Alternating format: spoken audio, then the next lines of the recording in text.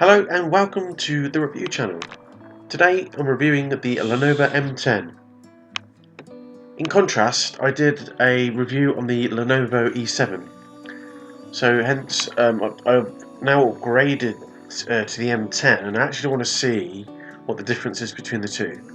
Now the E7, the graphics weren't that great on the opening of the screen, but that's not why I bought the E7. I bought it basically just to do some business research. Now the M10 became available to me at a low price. It's retailed at around £200 or maybe $240, and it just appealed to me. It looked nice. There's a nice steel case for the back. It feels good in your hands. It's a nice weight. It's a slimline. I think it's actually slimmer than the E7. I'll do a comparison later side by side. The specs are pretty good. The RAM, space, graphics and everything like this is really good on it. The sound quality is brilliant. Much better than the E7. Now the E7 is quite thick. It's quite a thick device. It's about the same as the Amazon Fire 7. So I did a comparison between the E7 and the Amazon Fire 7. And to be fair, when I first reviewed them, I said that I was going to use the E7 more. I didn't. I actually used the Amazon Fire a lot more. The reason being is because of the app downloads. I can download apps, and the apps supported what I was doing much better. It's important to quickly say this video is not sponsored. I know people like that. I know why the Lenovo has similar apps or different apps to the Amazon, but Amazon had like teleprompter. I had some vouchers on Amazon as well, which I was able to use without spending any money. So I did actually end up using the Amazon a lot more than the Lenovo E7. However, when the M10 became available, I saw a few reviews of this myself, and the quality is just brilliant. The only thing I think you can't do is watch or stream HD movies, and I think this is synonymous with a lot of these tablets. It's because of the resolution. So the resolution of the screen doesn't pick up 1080p or high definition.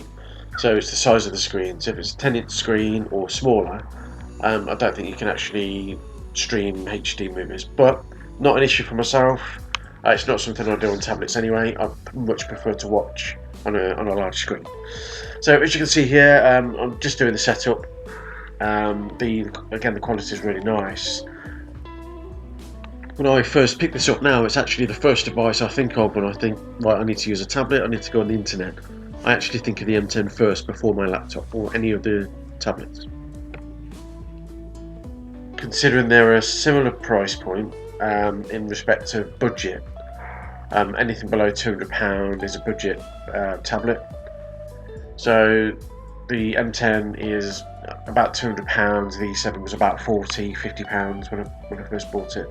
I'll do a size comparison here. You can see that the M10 is slightly thinner. The size of the screen is massive. I don't mean that by 10-inch, I mean that it actually fills up the border of the tablet as well. And again, I do a side-by-side with the iPad, with the Apple iPad.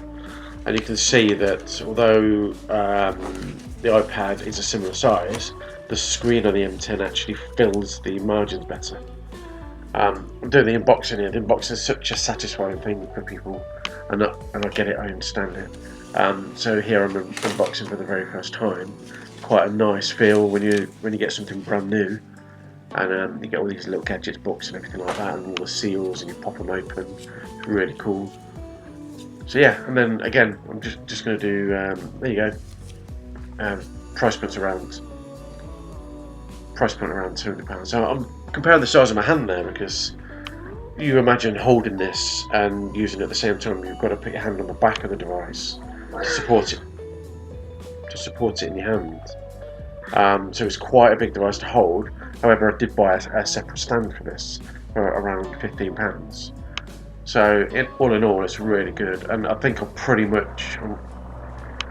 very close to replacing my laptop. My laptops do a lot more because of the specs. Now, I use Filmora Wondershare to actually edit my videos, and I did notice when I went to download Wondershare to the tablet, the M10, for whatever reason, Wondershare is not compatible. Now, it doesn't say anything on Wondershare or Filmora's website about it not being compatible with tablets. It just says it's Android and the App Store, the Apple, the iStore. But I don't know. I don't know what it was. It just came up with an error message every time I tried to download it. It just kept saying there was an error and I couldn't download the film editing suite. So unfortunately, I am kind of resorted back to using my laptop, which I kind of don't mind. But if I have to get my laptop out, yes, I do everything on it. I'd rather have a tablet. So here I'm just doing the updates.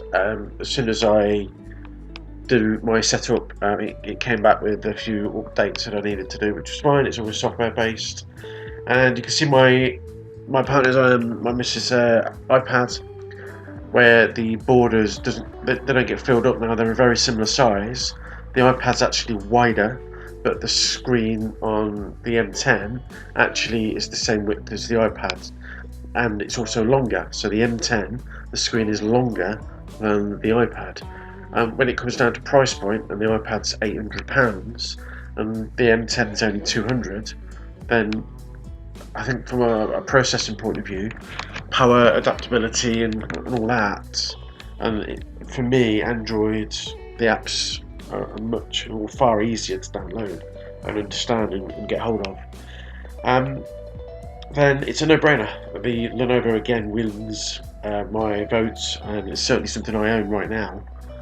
I'm considering getting a promotion going. So if I get 2,000 subscribers in 2020, I'm actually going to give away the E7. And it's not because I don't like it, it is because I have replaced it. I've replaced it with the Amazon Fire 7. That does everything I want. And also the M10, which is the upgrade, the Lenovo upgrade. So there's nothing wrong with the E7. But if I get 2,000 subscribers, and the channel gains traction, I'm actually going to be giving away the E7. I'm attempting to take a photo of the table that I use here to pick up the quality of the tablet. Now I'm trying to kind of miss the shadow of the tablet itself, but once I take a photo, you can see that the quality of the camera is actually really functional. It's very, very detailed, so I was quite impressed with the camera.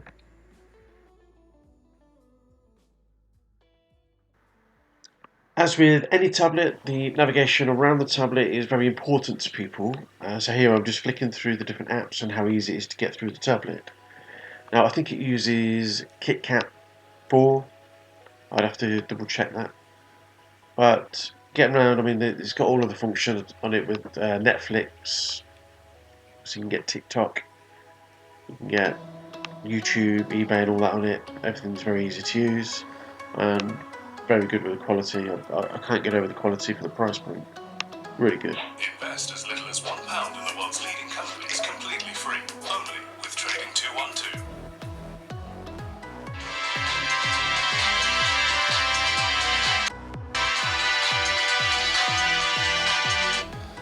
And right now, the price is going up, and people are validating their belief in Bitcoin by the rise in price. That doesn't validate anything. It just validates my premise that there's a bubble in Bitcoins as if there's legitimate value there. Sure, people want to get in on it. They want the action. The price is going up, so they're buying. But when the tide turns, right, look out below.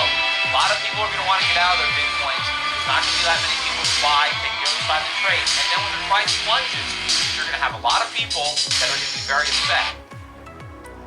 It's financial barcodes to 169 different cryptos. Let's talk about Ethereum. You guys know I've been waiting for a trend change before I buy altcoins, because when I buy altcoins, I want the trend to be in the up direction. And I know a lot of people think differently. It's interesting to investors are hoarding Litecoin at a significant level, so we'll skip right to that part. Oddly enough, despite all... Now, as you'd expect when you get a brand new device, everything is fairly quick, so as you're navigating through the tablet or your new device, everything's bound to flow nice and easy.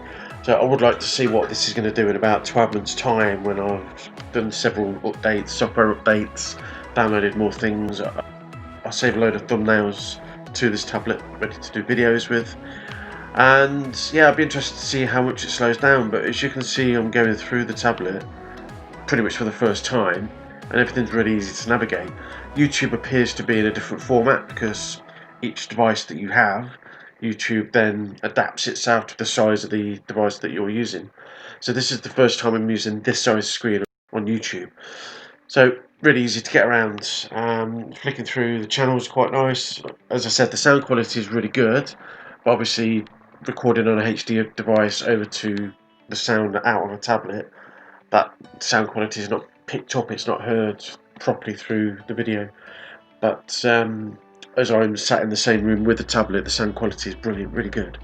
But again, you know, navigating through, it's really nice to look at. And again, when I think of a tablet, so if I want to do something, I don't even go to my mobile phone, I go to this tablet. So I've been using it now for about 6 weeks, and again, really impressed with the quality.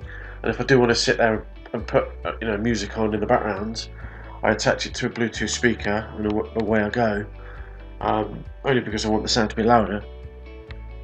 But I'd rather do that than have the TV on these days, which I guess a lot of people do, which is why YouTube is so successful.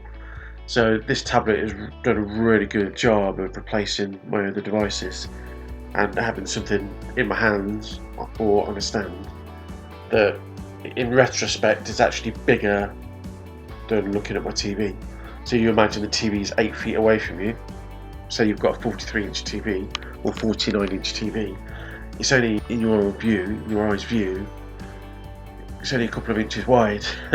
Then you've got a 10-inch tablet in front of you that's got pretty much the same quality as your TV, insofar as sound and colours and resolution and all that. So I'd much rather have a tablet in my hand in front of me than watch the TV these days, and it's a lot cheaper than buying a TV as well. So there you have it. I've tried to keep the video short. If you want an M10 or you've seen it and you're thinking about getting that over an iPad, even going to a more of a budget tablet, i.e. the E7, if your budget can stretch to an M10, and there have been lots of sales on recently with the lockdown, then I would suggest getting this. It's lovely, it's nice to have, the quality is there for your money. Certainly above an iPad. When I put the iPad in my hand versus the M10, the M10 is much nicer to have in your hand. Anyway, I hope you've enjoyed the video. This is the review channel. I'm not putting out as many videos. I'm trying to get my audience together, so hopefully if you like the video, please subscribe. Like the video, because it does tell YouTube to send more traffic our way, and if it comes our way, I'll do more videos. Thanks for watching. Bye bye.